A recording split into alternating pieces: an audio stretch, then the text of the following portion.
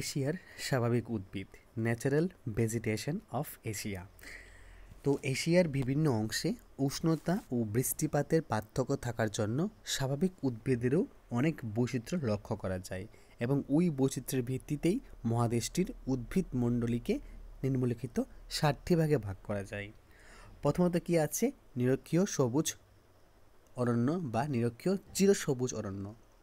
Asia মহাদেশের দক্ষিণ পূর্ব প্রান্তে নিরক্ষীয় জলবায়ু অধ্যুষিত মালয়েশিয়া, ইন্দোনেশিয়া এবং শ্রীলঙ্কা ও ভারতের দক্ষিণ প্রান্তে সারা বছরই উষ্ণতা ও বৃষ্টিপাত খুব বেশি বলে আবলুস, মেহগিনি এবং অন্যান্য বড় গাছের পাতা বা বড় পাতার গাছ এক গভীর অরণ্য সৃষ্টি হয়েছে। এইসব গাছে সারা বছর সবুজ পাতা থাকে, তাই একে চিরসবুজ অরণ্য বলে।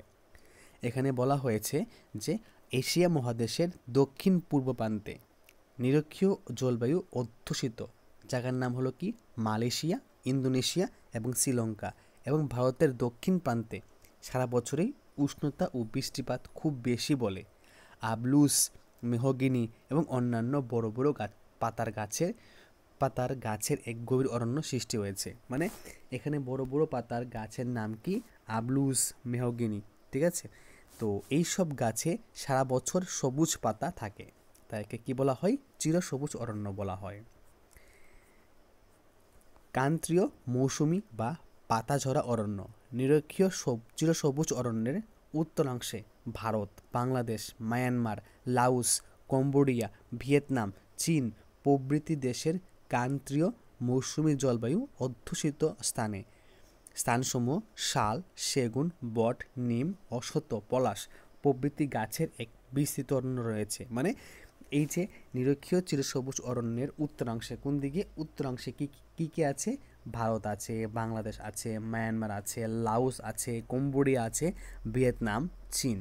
তো Bharat, Bangladesh, Myanmar, Laos, Cambodia, Vietnam, চীন, এখানে ক্রান্তীয় মৌসুমী জলবায়ুর অধ্যুষিত স্থানসমূহে শাল গাছ পাওয়া যায়, সেগুন পাওয়া যায়, বট পাওয়া যায়, নিম পাওয়া যায়, অশ্বত্থ পাওয়া যায় এবং পলাশ প্রভৃতি গাছের একটা বিস্তৃত অরণ্য রয়েছে। শুষ্ক শীতকালে মাটির জলের অভাব দেখা দেয় বলে এইসব গাছের পাতা তখন ঝরে যায়, তাই একে বলা হয় পাতাঝরা অরণ্য। এর আরেক নাম হলো মৌসুমী অরণ্য।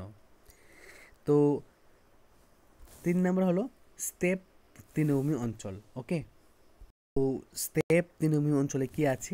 এশিয়া মহাদেশের প্রায় মধ্যভাগে গ্রীষ্মকালে উষ্ণতা খুব বেশি, কিন্তু শীতকালে উষ্ণতা হিমাঙ্কের অনেক নিচে নেমে যায়। এছাড়া ওইখানে বৃষ্টিপাতও খুব কম হয়। এই ধরনের চরম জলবায়ু জন্য ওই অংশের বিস্তীর্ণ তৃণভূমি সৃষ্টি হয়েছে। বসন্তকালে বরফ গলে যাওয়ার সঙ্গে সঙ্গে ওইখানে এত বেশি তৃণ বা ঘাস জন্মায় যে তা একটি বিস্তীর্ণ সবুজ গালিচার মতো দেখতে হয়। একে বলা হয় স্টেপ তৃণভূমি।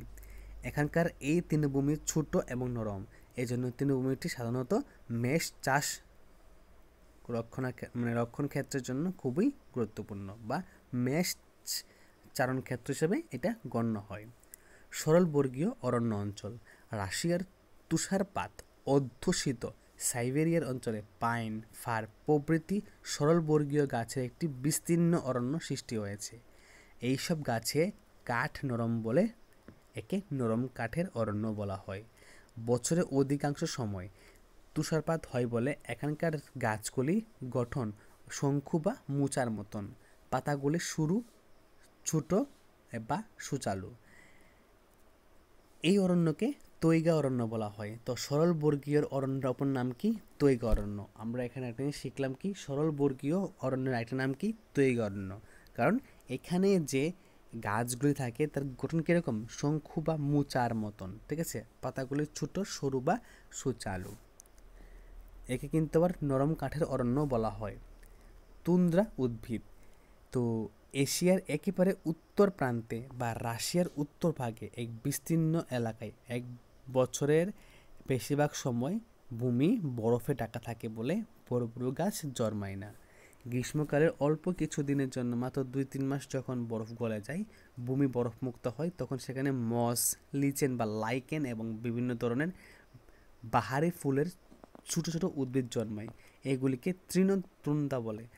আর কিছুটা দক্ষিণের স্থানসমূহে ভূমি একটু বেশি দিন বরফমুক্ত থাকে বলে সেখানে উইলু, পার্চ, অলডার, জুনিপার প্রভৃতি ঝোপ জাতীয় উদ্ভিদ দেখা যায়। এগুলির নাম ঝোপ তুন্দ্রা। ঠিক আছে। ভূমধ্যসাগরীয় অরণ্য। মহাদেশের পশ্চিম প্রান্তে ভূমধ্যসাগরীয় সংলগ্ন অঞ্চলে কর্ক, ওক, জলপাই, ওয়ালনাট, ম্যাপল প্রভৃতি গাছের হালকা অরণ্য রয়েছে। এখানকার গাছগুলি চিরসবুজ প্রকৃতির। উষ্ণ ও শুষ্ক গ্রীষ্মকালে যাতে জলের অভাব না থাকে বা না হয়, তাই এইসব গাছের শিকড় জলের খোঁজে মাটির অনেক গভীরে চলে যায়, অর্থাৎ শিকড় খুব দীর্ঘ হয়। পাতাগুলি হয় ছোট, পুরু এবং তা মোমের মতো আবরণ দিয়ে দেখা থাকে। এই কারণে গাছের ত্বক বা ছালও হয় পুরু, যেমন কর্ক ও উক গাছ। কর্ক বা উক গাছ কি, এটা কিন্তু ছালটা কিন্তু অনেক পুরু হয়। মরু উদ্ভিদ।